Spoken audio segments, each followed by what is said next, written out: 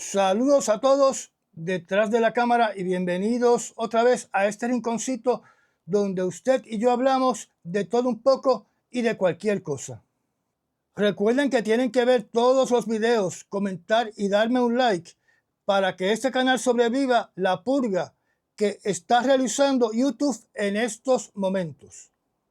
En el día de hoy, según las tendencias de las estadísticas de Google, en las últimas 24 horas lo que le interesa más a la nación americana es quién fue el ganador de American Idol 2026 y la renuncia de una alcalde oriental del estado de California relacionada a cargos de espionaje del país de China.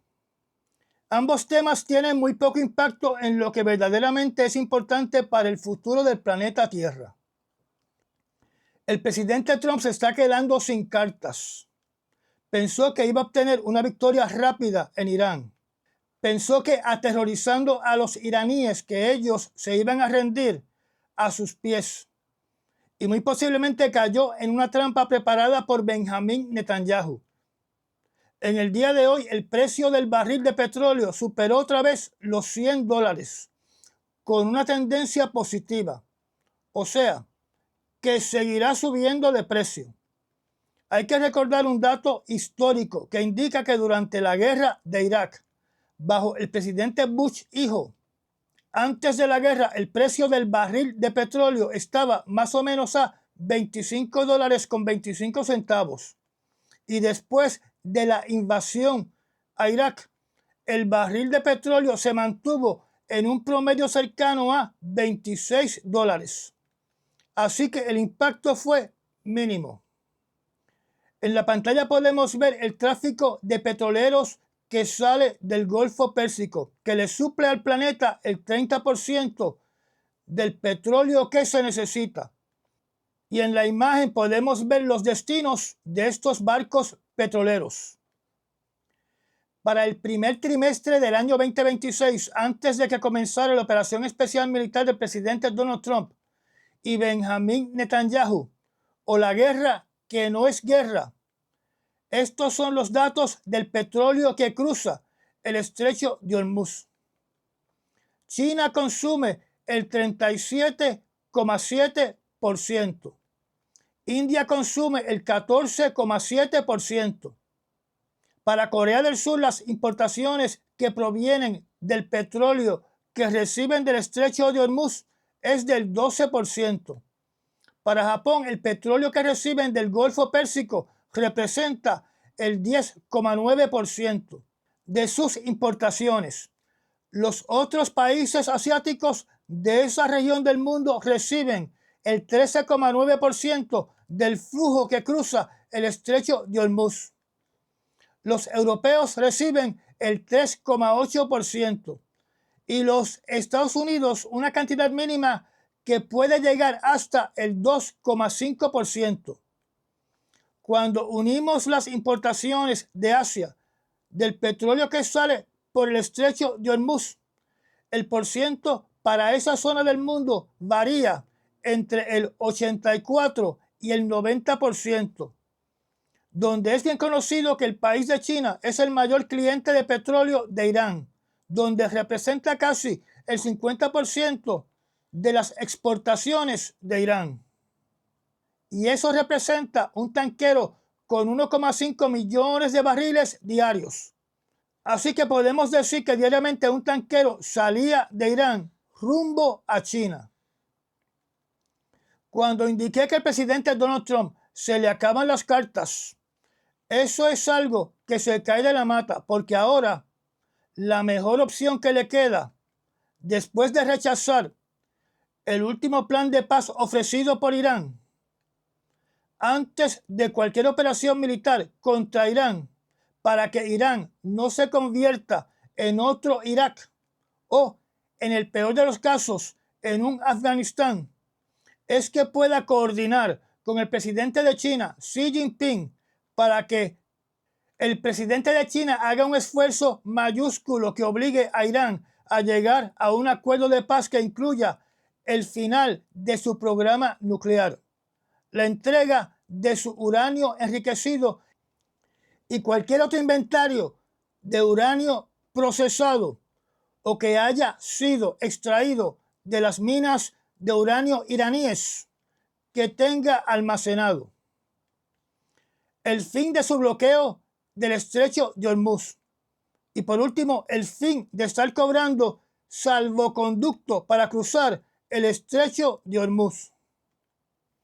Si tal cosa no sucede, si tal cosa no se materializa, entonces las cartas que le quedan al presidente Donald Trump es realizar otro ataque aéreo masivo contra blancos en Irán, que pueden ser su infraestructura para exportar petróleo, su infraestructura de distribución de electricidad, como hicieron los dos presidentes Bush en sus operaciones militares contra Irak, y destruir los puentes en Irán para afectar la movilización de sus fuerzas militares y el tráfico de materiales bélicos y soporte a las fuerzas militares de Irán.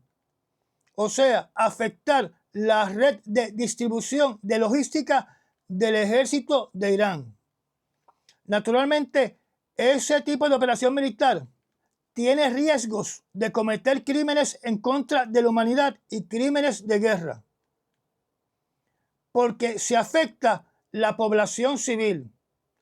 Durante la guerra Operación Tormenta del Desierto, con la coalición creada por el presidente Bush padre, no ocurrió un cambio de régimen en Irak. Eso lo que nos indica es que bombardear un país sin una invasión de soldados por tierra no cambia un régimen. El dirigente Saddam Hussein continuó siendo el dirigente de Irak. Por otro lado, en la guerra Operación Liberación de Irak, conducida por Bush hijo, sí hubo un cambio de régimen producto de la invasión por decenas de miles de soldados de los Estados Unidos, que no solo causaron un cambio de régimen, sino que también eliminaron a grupos hostiles fieles a Saddam Hussein. Y eso nos lleva a la penúltima carta que tiene el presidente Donald Trump, que es una operación masiva por tierra para cambiar el régimen de Irán. Y de seguro que dicha operación militar es la que desea el primer ministro Benjamín Netanyahu. Siempre he dicho que una operación militar como esa, donde van a regresar muchos soldados de los Estados Unidos como cadáveres dentro de una bolsa, afectará grandemente las elecciones de noviembre de los miembros del Congreso de los Estados Unidos. El enorme problema que tiene el presidente Donald Trump en estos momentos es que no ha amasado suficientes tropas en el Medio Oriente para realizar una masiva invasión en suelo de Irán. La última carta que le queda al presidente Donald Trump es la carta impensable, donde esta carta es la misma que se utilizó contra Japón, donde hablo naturalmente de recurrir a un armamento nuclear. Así que al presidente Donald Trump le quedan dos cartas antes de tener que recurrir a una masiva invasión por tierra dentro de Irán, donde las dos cartas finales son una invasión masiva por tierra en suelo de Irán y la utilización de un artefacto nuclear. Les recuerdo que una de las más recientes entrevistas ofrecidas por Benjamín Netanyahu, él mencionó claramente que esta guerra no ha terminado hasta que no se elimine todo el uranio almacenado por Irán, hasta que no se elimine todo el programa nuclear de Irán, incluyendo todas sus instalaciones relacionadas al programa nuclear de Irán, hasta que no se elimine el programa de misiles balísticos de Irán, y naturalmente hasta que no haya un cambio de régimen en Irán. Cuando eso ocurra, en esos momentos se habrán cumplido las metas de Israel. Y hasta ahora no hay señales de que Israel posponga o desvíe sus planes para que dichas metas se logren. Él fue bien claro. Si las metas no se logran a través de acuerdos, se lograrán a través de la fuerza militar. O sea, a través de la guerra.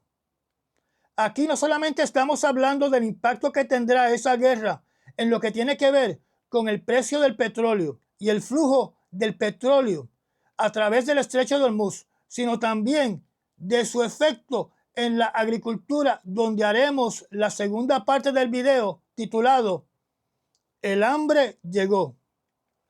Comente, recomiende, auspicie este canal, me da un like y nos vemos muy pronto.